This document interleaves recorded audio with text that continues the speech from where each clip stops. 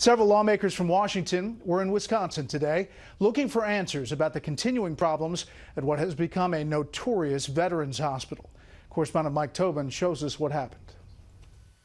He also couldn't get any help. The family of Thomas Baer wants someone held accountable. In January, the Vietnam veteran went to the emergency room at Tomah, dizzy and having trouble walking. Forced to wait 2.5 hours, he had a stroke in the waiting room. According to his daughter, staff never gave Baer anti-clotting medication. He had a second stroke. Baer never came home. They acted inconvenienced because who knows how long we would have sat there had he not had that first stroke. Jason Simkoski, a Marine, died as an inpatient at Tomah. The autopsy said he was killed by the combination of 14 drugs prescribed to him. His father complained that Jason was over-medicated. I regret leaving my son in his room alone that morning, only to get a call hours later that he stopped breathing.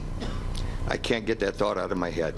Witnesses at the Joint Congressional Field hearing in Tomah say over-medication ran rampant. Incompetence was protected by a culture of fear that intimidated whistleblowers from speaking up. Even when the Inspector General was notified, the IG kept the conclusions from the public. The VA Office of Inspector General has the blood of veterans on its hands. Now in the light of day, consensus among witnesses, senators, and congressmen at the hearing is that deaths in Tomah were preventable. I am ashamed to live in a country where men and women are sent to fight wars where they suffer horrible injuries and mental trauma, and when they return, instead of being rewarded for their service and treated with respect, they are ignored, neglected, and left to die.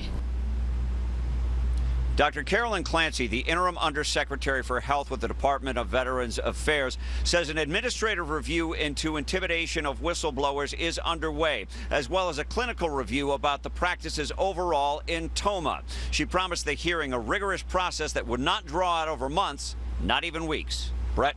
Mike, thank you.